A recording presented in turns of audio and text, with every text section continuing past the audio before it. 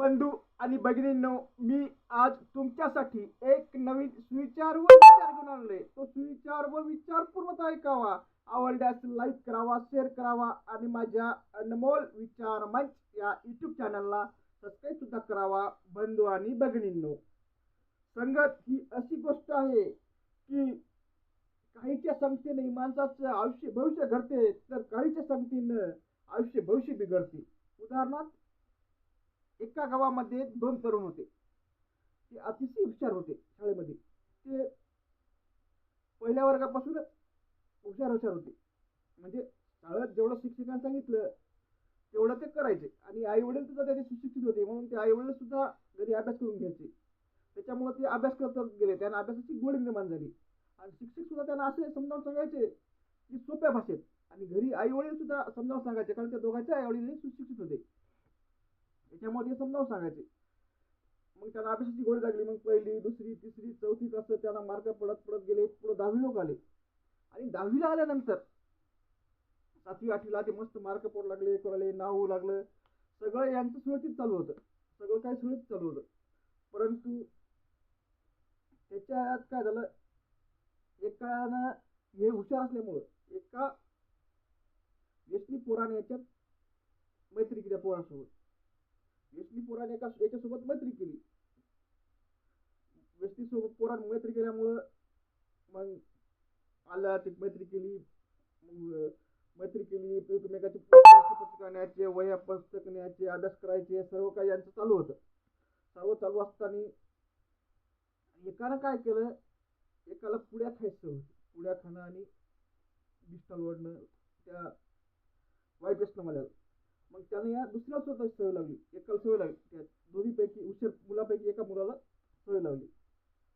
सवय लावल्यामुळं त्याचं सवय लावली. मग तो पुढं 10वीला कमी मार्क पडत गेले, 12वीला मार्क कमी पडत गेले. आणि एक दिवस तर तो हुशार टॉप असलेला मुलगा हा वयाच गेला. कशामुळे तर या संगतीमुळं. आणि दुसऱ्यानं मात्र हे बाबा वायात चाललं, वाया मार्ग चालला. ते दोघं दिवसावर त्यातला एकानं मात्र अभ्यास करत गेला आणि मोठा असा एक गावाचा अधिकारी कर्मचारी झाला, जे गावात कधीच झाला नाही असा मोठा अधिकारी झाला.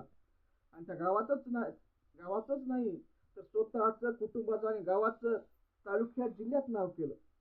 आणि हा मात्र यानं सगळं पहिल्यापासून सगळं काही सुरळीत चालू असताना, याचं सर्व काही दोघांच्या एवढं मार्गदर्शन चांगलं करत असताना, शिक्षक सुद्धा मार्गदर्शन चांगलं करत असताना, यानं 8वी 9वीला मात्र हा थोड्याशा या फक्त वाईट मित्राच्या नांदी लागल्यानं वाया गेला.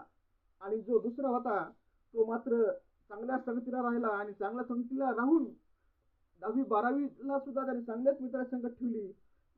आणि डिग्रीला सुद्धा चांगली संगत ठेवली. आणि तो असाच पुढे पुढत गेला आणि मोठा असा अधिकारी झाला. त्याने गावाचं नाव उज्ज्वल केलं. गावाचं, समाजाचं, कुटुंबाचं आणि तालुक्याचं, जिल्ह्यात सुद्धा नाव उज्ज्वल केलं.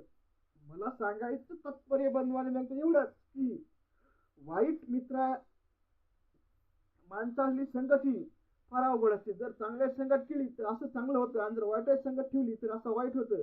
म्हणून माणसानं त्याच्या जीवनात चांगल्याच संगत ठेवा. आणि चांगलं वाईट हे काय हे जाणा, दोन्ही गोष्टीचे परिणाम जाणा, नंतर काय निर्णय ते घ्या. नसता अशी परिस्थिती तुमच्या सुद्धा येऊ शकते. एवढी काय सांग म्हणून माझा व्हिडिओ आवडल्यास लाईक करा, शेअर करा आणि सबस्क्राईब करा. असं मला तुमच्या कामाचं नाही, तर तुमच्या मित्राच्या, मैत्रिणीच्या, नातेवाईकाच्या कोणातरी काम असेल त्यांना तो शेअर करा. आणि त्याला लाईक आणि सबस्क्राईब करा सगळं. म्हणजे असंच चांगले व्हिडिओ तुमच्यापर्यंत आले, त्यांच्यापर्यंत जातील. आणि भविष्यात कुठे ना कुठे माझा व्हिडिओ तुमच्या आणि त्यांच्या सुद्धा काम पडेल. म्हणून तुम्हाला पुन्हा एकदा सर्व विनंती करतो की माझ्या अनमोल विचार मंच या युट्यूब चॅनलला सबस्क्राईब करावं. एवढं सांगायचं मला. धन्यवाद पूर्ण ऐकल्याबद्दल.